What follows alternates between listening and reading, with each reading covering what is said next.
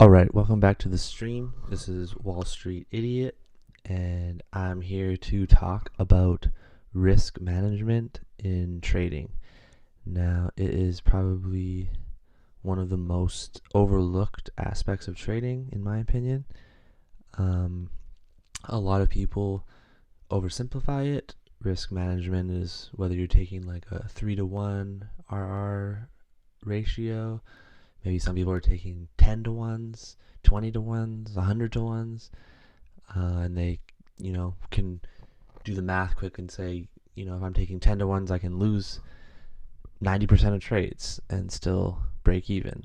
And that's just not really the case. The higher your risk reward ratio is, the more chance that you're going to screw something up and not be able to maintain that amount of losses without tilting and just throwing away your entire account.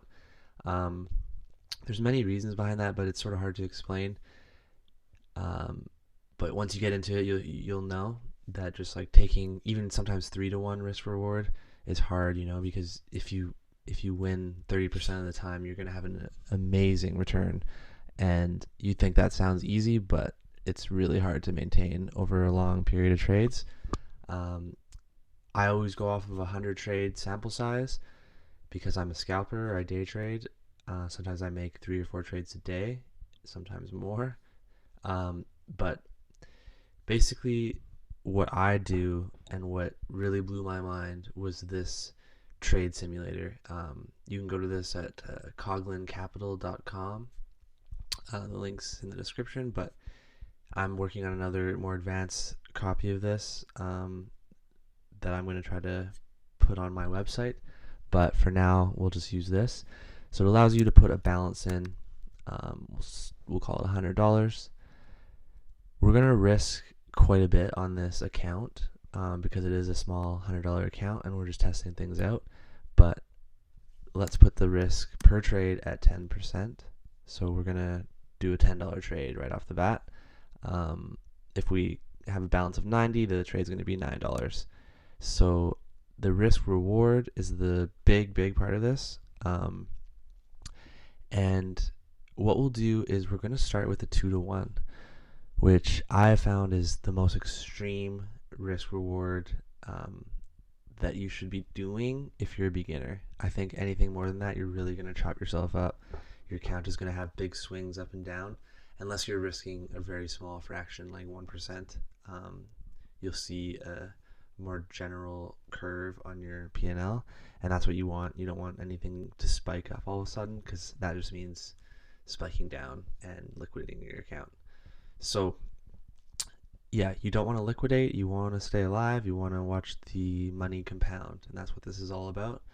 It's all math. It's a little challenging for some people, but when you really understand the importance of it, you will come around to starting to look at the stats and math a lot more.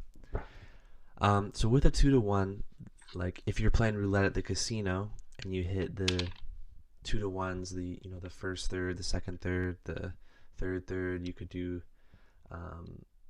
the line of numbers all down the side. Those are just 1 in 3 chance of winning. And when you get paid out, you get paid 2-to-1. So every dollar you put in, you get $2 back.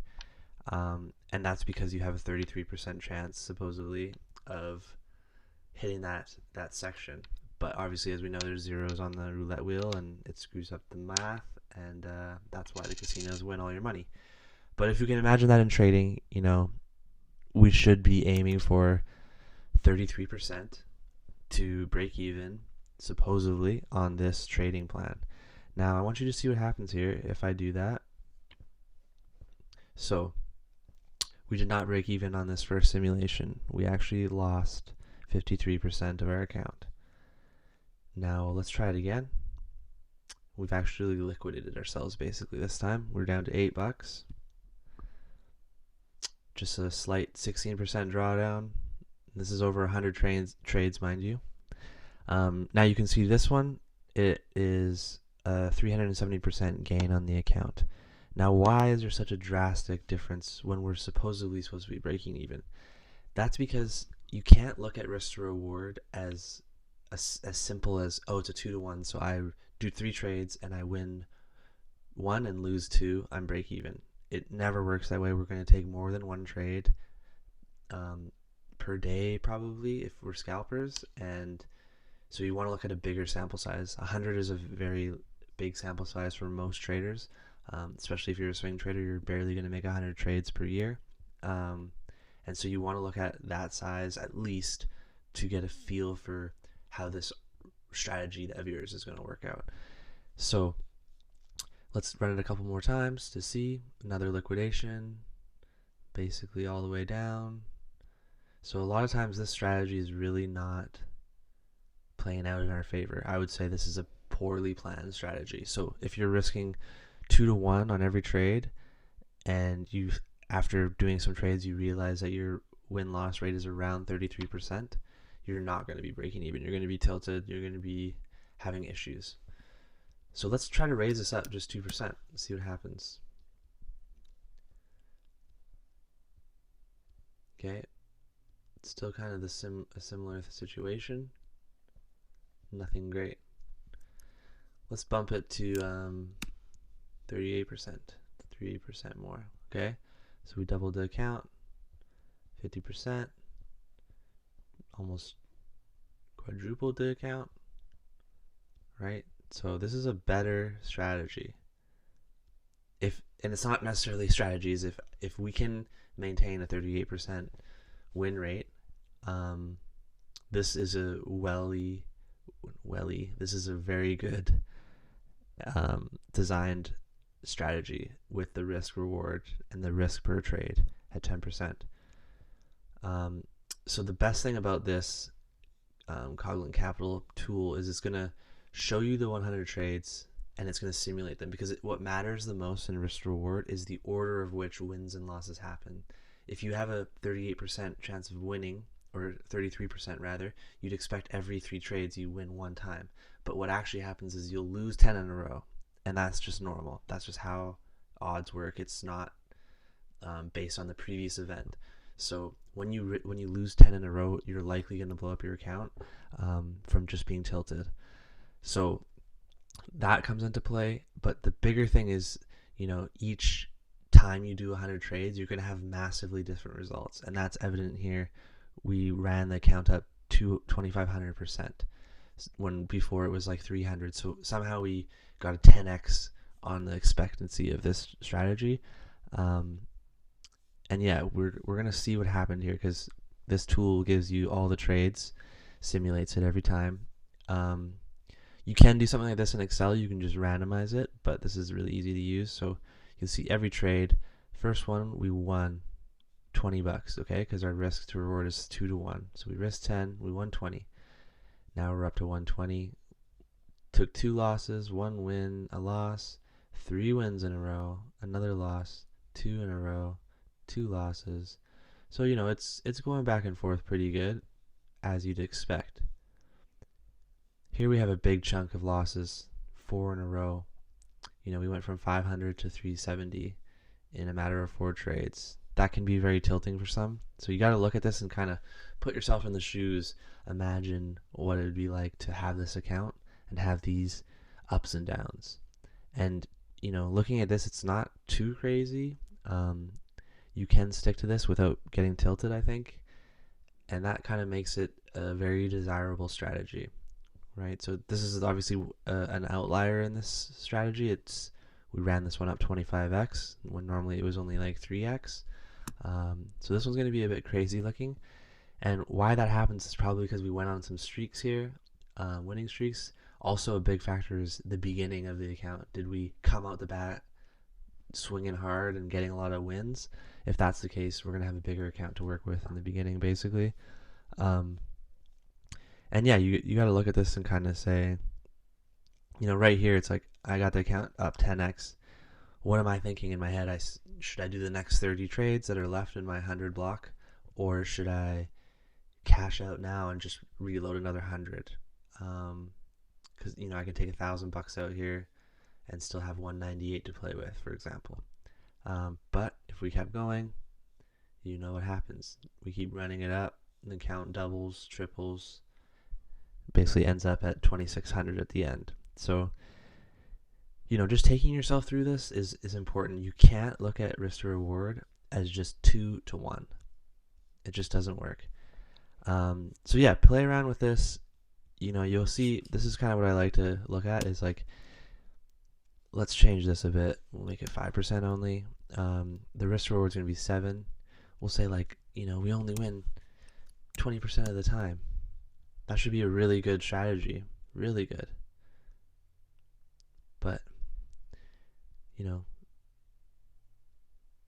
it's actually a good one.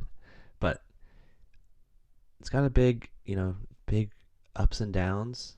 I don't know if I can necessarily handle this. Also, 20% is really high for 7 to 1. It's probably going to be more something like 15.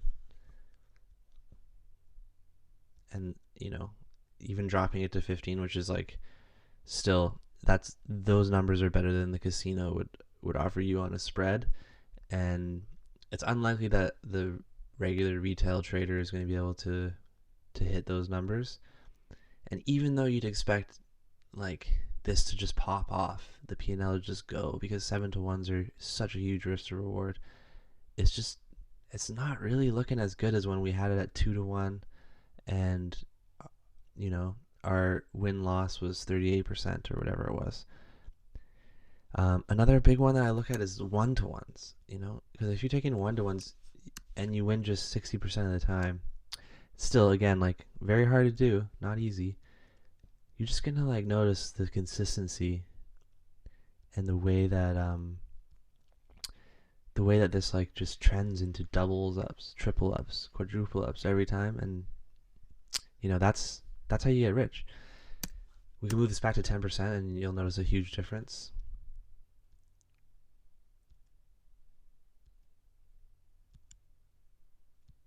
Honestly, kind of the same. But the crazy thing is, like, because you're taking 1 to 1s and you're winning so much, you can risk a lot more. And you'll see here, like, we're taking a hit sometimes and not making as much, but you trade up an account to 3,000, 14 grand from $100, $39,000. Okay, so the account is rarely drawing down to zero, which doesn't even matter because it's $100. And if we have the potential to make 100 trades and make $23,000, it's just like crazy, right? Like, this is a better risk to reward setup. 1 to 1 is better than 7 to 1. And like I'm talking about with equal expected wins. Like if you can win a 7 to 1 15% of the time, you're like a legendary trader. That's insane. So, but even with that, you're not going to come out with more money than this 1 to 1 strategy. So it's not really working here with the 55%. Let's try putting this back to 10 and see. Okay, so just that alone, like, is that just a outlier?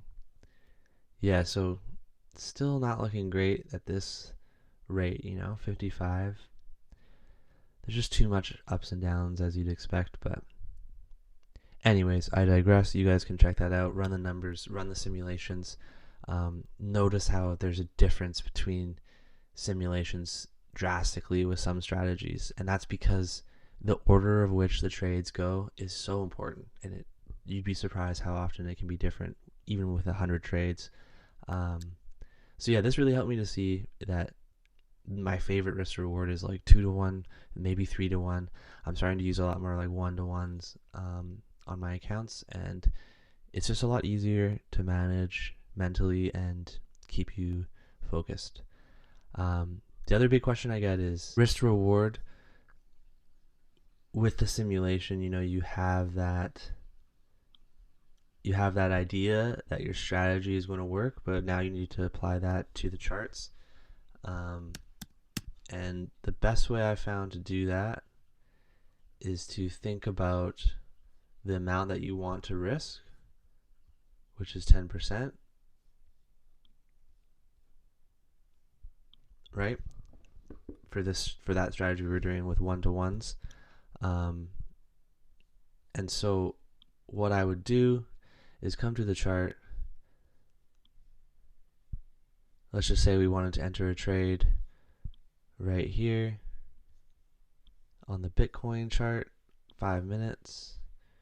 We see some weird trend line here, okay? And we want to short it because it's breaking down from that trend line. So I take my short setup, I plop it here, and the first thing I'm going to do is say, like, where am I wrong?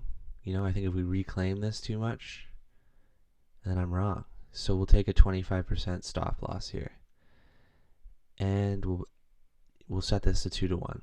How about that? About 2 to 1. Okay, so we've got a 25% stop loss. Now, if I have a $100 account, I can risk the entire account, and I can set my stop loss at 10%, which would be $10. But what I do is I take 10 divided by 0.25. And what I get when I do that is 40. So all I have to do is risk the entire account, $100, use 40 times leverage, and then when this moves up 25%, I'm going to lose $10. And I'm calculating that from the loss. I like to know like exactly how much I lose and when I will lose it.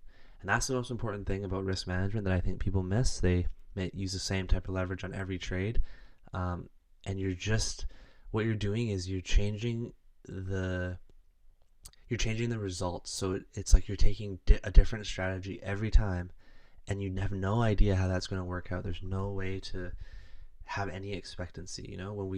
When we calculated our strategy here and did the simulation, that was based on the exact same trade every time. The risk is always 10, the reward is always 20. So, and that's percentages. It doesn't change. So based on our account size, whatever it is, it doesn't change. And so let's pretend we entered that trade there, and we know right now we're down like 1/5 of our stops. We're probably down $2 here, and that's just like a quick visual. But like we know that if it hits this price at 0.25% up, we're going to be down $10 on the $100 account because it's on 40 times leverage. 40 times 0.25 equals 10. It's just simple math. But no matter what we do, like I'm setting my stop loss and then I'm figuring out the leverage. Or the account size. Maybe I don't have leverage and I just put the account at $4,000. That would be 40 times leverage. And this stop loss would mean that I'd lose $10 if it moves up a quarter percent. So yeah, that's the strategy. That's how to set your trades. That's how to quickly think about it, and in the moment be able to choose the leverage and the position sizing. Another way I like to do it is, I can only make a trade that's $10. Instead of trying to figure out the percentage that way, you can say I want to lose this entire $10 because that represents 10% of my account at the moment. And if I'm going to liquidate that $10 at 0.25%, I'm going to need 400 times leverage on that position. And you need to make sure when you're doing that, you're checking the spreads. Like it has to be, maybe you get liquidated here or something. You take a little vig on that liquidation. So that's not optimal. But it is something that can work if you have the right risk parameters, the right trade setup. And yeah, you really have to be mindful of the size of your stop loss. If I set a stop loss way up here, my reward's going to have to be way down here, okay, to get that same effect. Okay, so now I can use less leverage. I can, for math purposes, let's set this at 1. We'll set this at wherever 2 to 1 is, 2%.